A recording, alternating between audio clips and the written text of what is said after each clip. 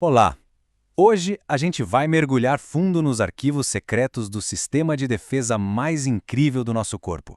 Pensa na imunidade adaptativa não como um muro, mas como uma verdadeira agência de inteligência, sabe? Com agentes de campo, analistas, esquadrões de elite, tudo para manter a gente seguro.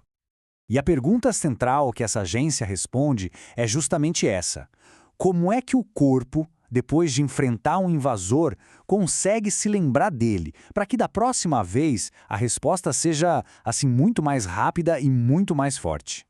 O segredo está tudo na memória. Bom, para a gente entender isso, vamos separar as coisas. Nosso corpo tem duas forças de defesa. De um lado, a imunidade inata. Eles são a tropa de choque, chegam em minutos. São generalistas, atacam qualquer coisa que pareça estranha. Agora, do outro lado, a imunidade adaptativa, que é o nosso foco aqui. Eles são as forças especiais. Demoram um pouco mais para agir, mas o ataque é preciso, cirúrgico e específico para cada ameaça. E o mais importante, eles nunca esquecem.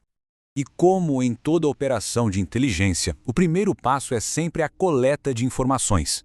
Antes de qualquer ataque, você precisa saber exatamente quem é o inimigo. E os agentes de campo responsáveis por essa coleta são as células apresentadoras de antígenos, ou APCs. Pensa nelas como sentinelas, patrulhando tudo. Quando elas encontram um invasor, um vírus, uma bactéria, elas não só destroem e pronto, elas capturam o inimigo para interrogatório. E o jeito que essa informação é processada é fascinante. Primeiro, a APC captura o invasor.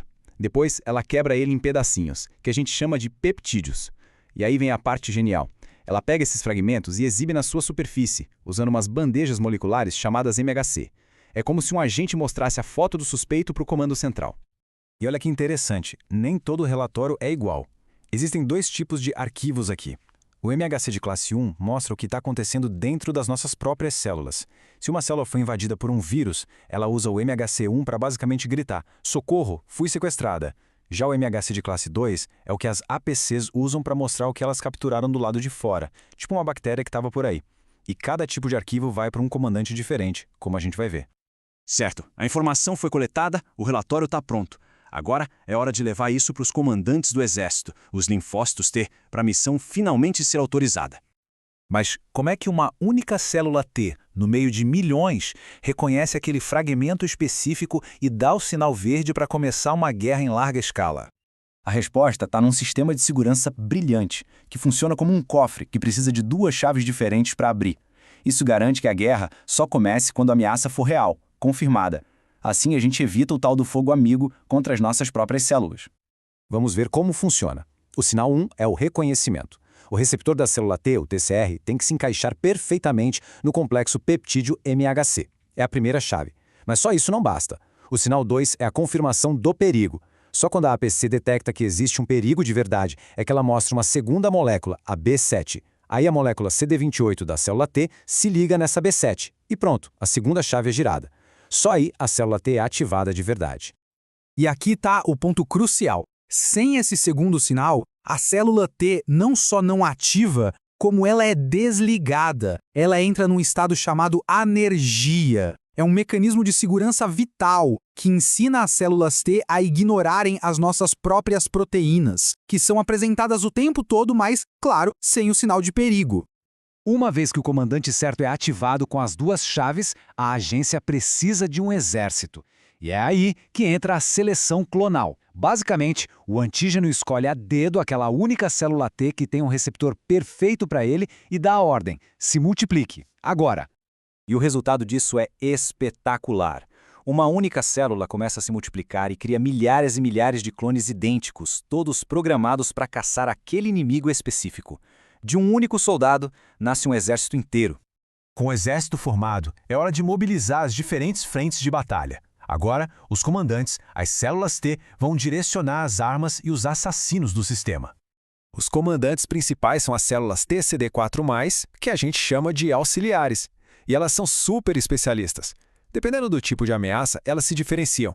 As células TH1, por exemplo, são ótimas contra inimigos que se escondem dentro das nossas células.